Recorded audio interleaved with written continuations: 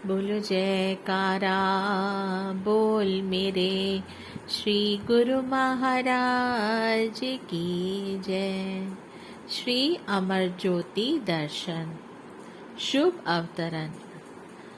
आपकी माताजी साधु सेवी और सत्संग में रुचि रखने वाली थी। वहाँ गांव के गुरुद्वारे में आपको साथ ले जाती।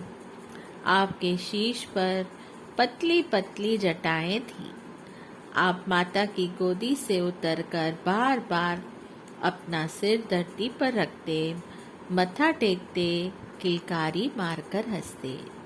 जब आप मुख नीचे कर ऊपर उठाते तो अनायास ही वहाँ बैठे भक्त हृदयों का ध्यान आपकी ओर आकर्षित हो जाता। उस समय ऐसे लगता मानो बादलों की ओट में सूर्य ने अपनी रश्मियों को भूतल पर डालकर उसे प्रकाशमान बना दिया हो। जब कभी माता श्री को गुरुद्वारे में जाने में देर हो जाती तो आप अत्यधिक मचलना शुरू कर देते। शीघ्र ही सब काम छोड़कर स्वयं माता जी या आपकी बड़ी बहन शीला जी आपको उठाकर गुरुद्वारे चली जाती। पिछले जन्मों की तपश्चर्या के अनुरूप ही बाल रूप की लीलाएं निखरने का आनंद मिलता है। गांव की कई स्त्रियां एवं बुजुर्ग आपके घर में आकर कहते, बीबी आप धन्य हैं, आपके घर कोई भगवान का रूप ही आया है। हमारा दिल इसे मिले बिना अधीर रहता है। इसे देखकर लगता है कि मानो जीवन की निधि मिल गई है। कई सुदृढ़ संबंधी आकर कहते कि न जाने क्यों बार बार आपके घर आने को मन करता है। क्यों, कौन से अनोखे लाल ने आपके घर पे जन्म लिया है। घर में पांव रखते ही दिल हर्ष से भर जाता है। माता जी कहती, मुझे क्या मालूम, आप देख लें, क्या जाने किसी संत ने यहाँ जन्म लिया हो। आपकी आयु 2 वर्ष की हुई। आप नियम अनुसार माता जी के साथ गुरुद्वारे जाते, शीश झुकाते, गुणवाणी को सुनने की धुन में ऐसे लय हो जाते कि सब देखते ही रह जाते थे। एक दिन आप अपनी बड़ी बहन के साथ गए। पाठ करने वाले ग्रंथी के पास जब पहुंचे तो किसी को पता ही न चला। दूर से किसी ने आवाज लगाई, बाबा जी अंदर बच्चा कैसे पहुंच गया। बाबा जी चूंकि भक्तिवान रूहें अंतर हृदय से प्रकाशित होती हैं, ने आप पर दृष्टि डाली और पाठ पढ़ते पढ़ते उच्चारण करने लगे, धन निरंकार धन निरंकार धन निरंकार। संगत भी ऊंचे स्वर में बोलने लगी, धन निरंकार। बाबा जी आनंदातिरेक से उच्चारण करने लगे कि निरंकार की ज्योत किस रूप में और कब आती है। वह अपना रूप प्रकटाती है परंतु जीव समझ नहीं पाते। वे सांकेतिक भाषा में बतला रहे थे कि दिव्य ज्योत ने बालक के रूप में दर्शन दिए हैं। आप अवतारी विभूति हैं।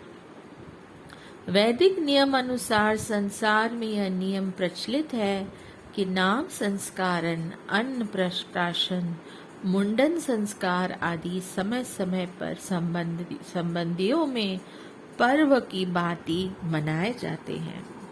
आपके मुंडन संस्कार पर भी संबंधी एवं ग्रामवासी एकत्र हुए। प्राय बालक मुंडन करवाते हुए रोते हैं परंतु आपका खिलता हंसता हुआ चेहरा सबके दिल में अनोखी प्रसन्नता भर रहा था। पंडित जी ने मंत्र बोला और नाई ने मुंडन आरंभ किया।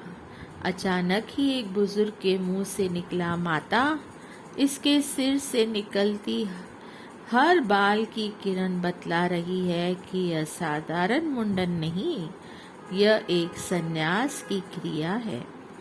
भाव यह कि ये स्वयं अभी से संन्यास ले रहे हैं और भावी समय में हजारों सन्यासी बनाएंगे, अर्थात आप काल माया के बंधनों से छुड़ाकर सत्य का पथ दर्शाएंगे। उस समय किसी ने इस पर अधिक ध्यान न दिया। कौन जाने कि बुजुर्ग के शब्द भविष्यवाणी थे और उसके अंतर हृदय में भगवान प्रकट होकर स्वयं संदेश सुना रहे थे। योग माया के वशीभूत हो सब ने सुना अनसुना अनसुना कर दिया और आमोद प्रमोद किया।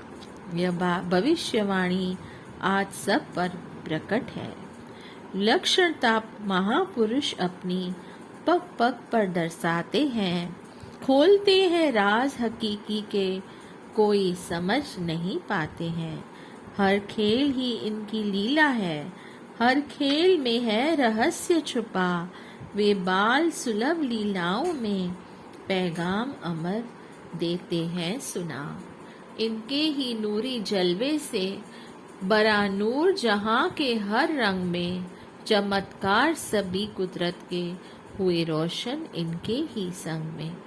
सुख आनंद खुशियों के सागर अमृत का मेह बरसाते हैं, होते हैं धन्य वही जग में जो पावन दर्शन पाते हैं। यदि बाहरी दृष्टि से देखा जाए तो साधारणतया अबोध बालक की कीड़ाएं कीड़ा बनकर रह जाती हैं।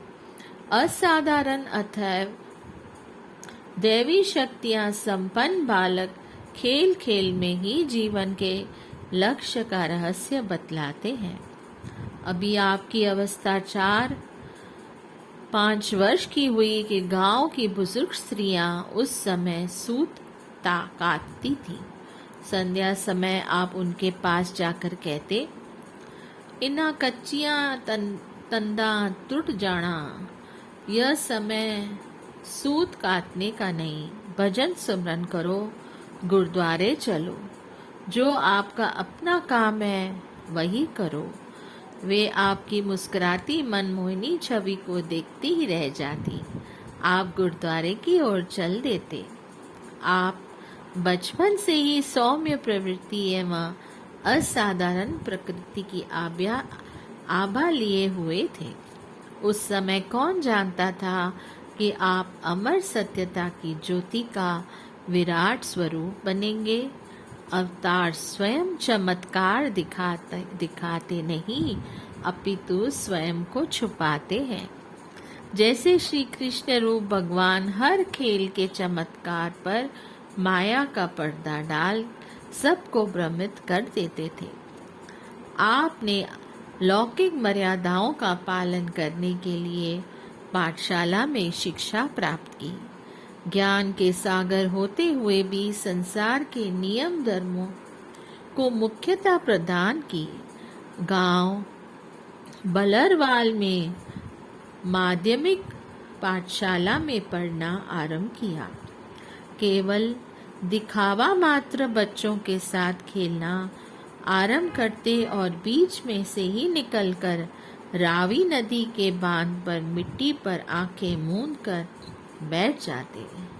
कभी कभी बच्चे आपको वहां से आकर उठाते और ठिठोली करते हुए कहते कि हमारे साथ क्यों नहीं खेलते, यहाँ क्या मिलता है। आप कहते कि हम भगवान के साथ खेलते हैं, उसका खेल देखते हैं, चाहो तो तुम भी यहाँ पर बैठकर देखो।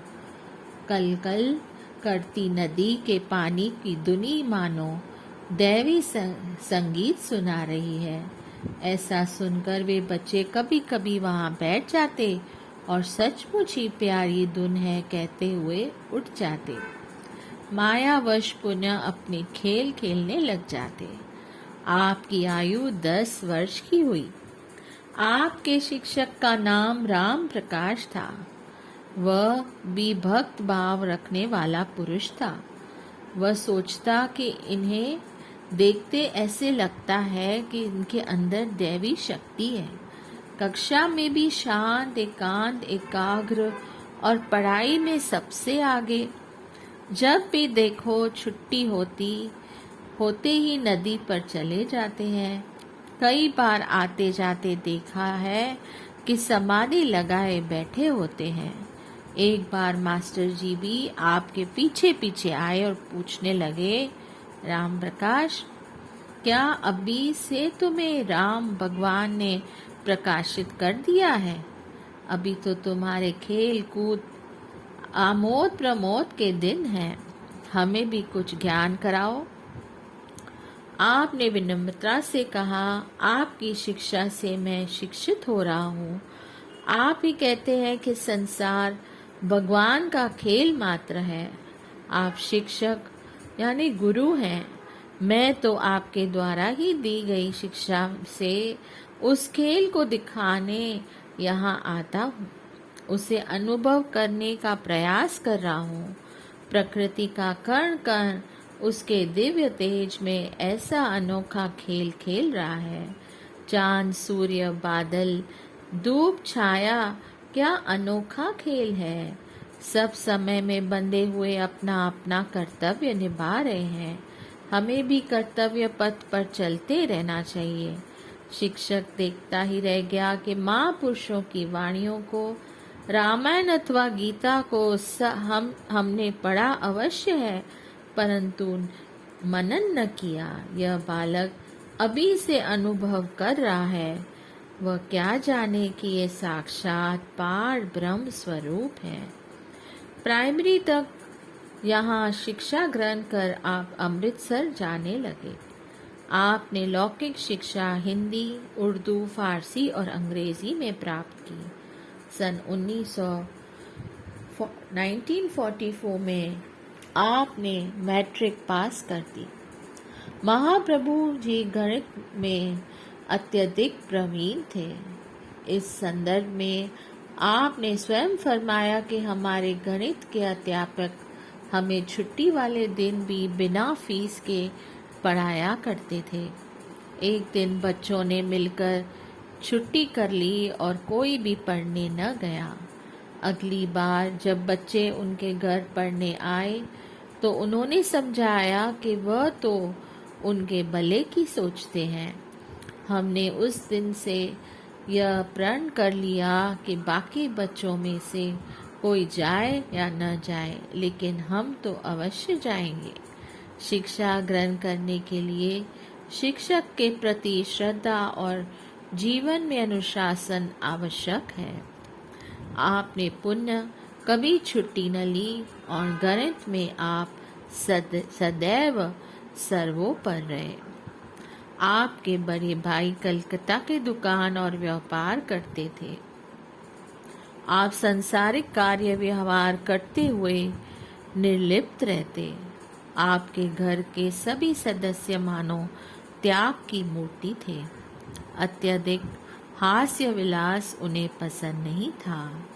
आप 1946 में एक बार कलकत्ता गए, परंतु वहां सत्संग का साधन प्राप्त न होने के कारण पुनः पंजाब लौट आए। आपको आत्म अनुभूति तो थी, परंतु लोक मर्यादा अनुसार अपना कर्तव्य सद्गुरु शरणागति, नाम दीक्षा, गुरु आज्ञा पालन एवं आदर्श गुरु भक्ति की मुख्यता देते हुए संपन्न किया। बोलिए जयकारा, बोल मेरे श्री गुरु महाराज की जय। जय सच्चिदानंद।